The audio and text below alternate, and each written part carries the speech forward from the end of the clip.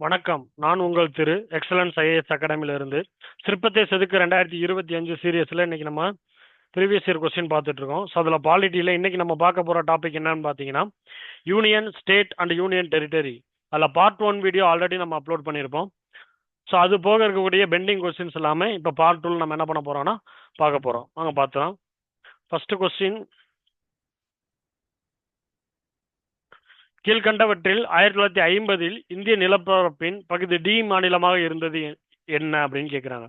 அதாவது 1950 பார்த்தீங்க அப்படின்னா ஏபிசிடி அப்படின்னு ஒரு 4 கேட்டகரியா மாநிலமா வச்சிருந்தாங்க. அதுல டி மாநிலமா இருந்தது என்ன அப்படின்னு பார்த்தீங்கன்னா அந்தமான் நிக்கோபர் தீவுகள். ஆப்ஷன் பி தான் இதுக்கான கரெக்டான ஆன்சர். நெக்ஸ்ட், மொழிவாரிய அடிப்படையில் பாம்பே மாநிலம் எப்படி பிரிக்கப்பட்டது அப்படின்னு கேட்குறாங்க. அதாவது 1956 நவம்பர் 1 அப்ப ஒரு 14 மாநிலங்கள் பிளஸ் 6 யூனியன் பிரதேசங்கள் பிரிச்சாங்க.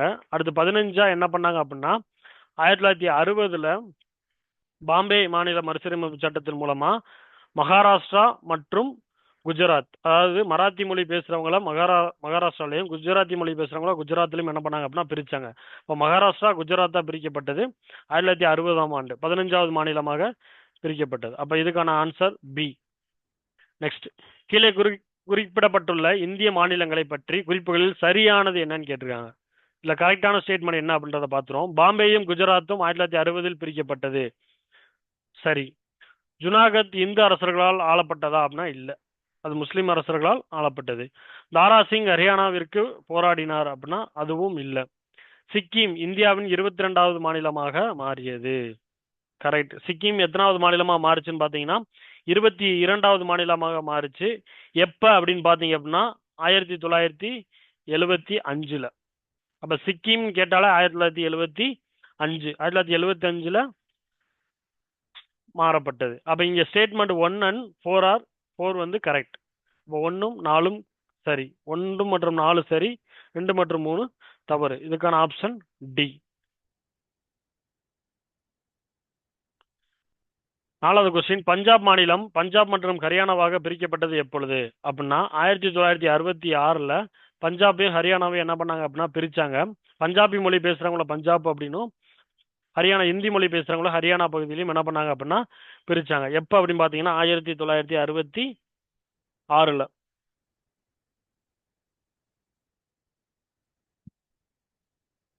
1963 என்னன்னு பாத்தீங்க அப்படின்னா நாகாலாந்து எப்பொழுது பிரிக்கப்பட்டது அப்படின்னா 1963.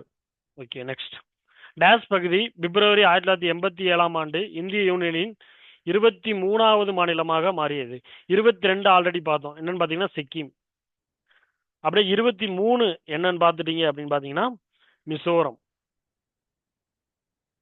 எப்ப பிரிச்சாங்கன்னா 1987 பிப்ரவரி 19 பிரிக்கப்பட்டது.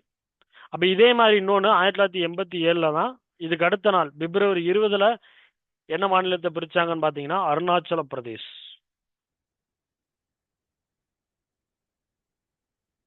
அப்ப 22 சிக்கிம், 23 மிசோரம், 24 அருணாச்சல பிரதேஷ். அதாவது 24 மணி நேரமும் நான் அருணாச்சலத்தை நான் என்ன பண்ணிட்டு இருக்கேன், கும்பிட்டுக்கிட்டு இருக்கேன் அப்படின்னு ஞாபகம் வச்சுக்கோங்க.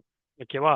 ஸோ இது ரெண்டுமே ஒரே இயர் 1987 பிப்ரவரி 19. அதுக்கு அடுத்த நாள் பிப்ரவரி 20 அருணாச்சல பிரதேசம் என்ன பண்ணாங்க பிரிச்சாங்க. அப்ப இதுக்கான ஆன்சர் என்னன்னு பாத்தீங்கன்னா மிசோரம். இதே இது பஞ்சாப் பாத்தீங்க அப்படின்னா பஞ்சாப் ஹரியானாவை 1966 பிரிச்சாச்சு. உத்தரகாண்ட் பாத்தீங்கன்னா 2000 பிரிச்சிருப்பாங்க. ஓகேவா? நெக்ஸ்ட், மேகாலயா தனி மாநிலமாக உருவான ஆண்டு எப்பொழுது அப்படின்னு கேட்குறாங்க. ஸோ நல்லா பாருங்க, 22 சிக்கிம், 23 மிசோரம், 24 அருணாச்சல பிரதேஷ். இப்போ இதுக்கு முன்னாடி இருக்கக்கூடிய 21 என்னன்னு பார்த்தீங்க அப்படின்னா மேகாலயா. 21 தான் மேகாலயா. இது எப்ப பிரிச்சாங்க அப்படின்னு பார்த்தீங்க அப்படின்னா 1972 பிரிக்கப்பட்ட ஒன்று. அப்ப 1972 வேற ஏதாச்சும் மாநிலத்தை பிரிச்சாங்களான்னு பாத்தீங்க அப்படின்னா 3 மாநிலம் பிரிச்சிருப்பாங்க. மணிப்பூர், திரிபுரா, மேகாலயா. ஸோ 3மே என்னன்னா கிழக்குல இருக்கக்கூடிய மாநிலங்கள். இந்த 3 மாநிலத்தையும் எப்ப பிரிச்சாங்கன்னு பாத்தீங்கன்னா 1972. இப்போ இது ஈஸியா நம்ம என்ன பண்ணிக்கலாம் அப்படின்னா ஞாபகம் வச்சுக்கலாம். அதாவது 19 மணிப்பூர், 20 திரிபுரா, 21 மேகாலயா, 22 சிக்கிம், 23 மிசோரம், 24 அருணாச்சல பிரதேஷ். அப்ப இந்த மூணுமே 1972ல பிரிக்கப்பட்ட ஒன்று. Okay, next. டேஷ் என்ற அருணாச்சல பிரதேசம் ஒரு முழு மாநிலமாக உருவாது. அப்பயே சொன்னேன், 24 மணி நேரமும் நம்ம அருணாச்சலத்தை கும்பிடுறோம். அப்ப 24வது மாநிலமாக மிசோரத்துக்கு அடுத்து அதே வருஷம் 1987, ஆனா அதுக்கு அடுத்த நாள் பிப்ரவரி 20ல பிரிக்கப்பட்டது. அப்ப 1987 பிப்ரவரி 20 தான் இதுக்கான சரியான விடை. நெக்ஸ்ட், எந்த சட்டத்தால் உத்தராஞ்சல் என்ற பெயர் உத்தரகாண்டுக்கு மாற்றப்படுது? உத்தரகாண்டுன்னு சொல்லி தான் 2000 என்ன பண்ணிருப்பாங்கன்னா பிரிச்சிருப்பாங்க. ஆனா அதை உத்தராஞ்சல் அப்படின்னு சொல்லி பேர் மாத்திருப்பாங்க. எப்பன்னு பாத்தீங்கன்னா 2006ல. இதே 2006ல எதெல்லாம் பேர் மாத்தினாங்கன்னு பாத்தீங்க அப்படின்னா பாண்டிச்சேரி புதுச்சேரி அப்படின்னு சொல்லி 2006ல பேர் மாத்திருப்பாங்க. அதே மாதிரி பெங்களூரை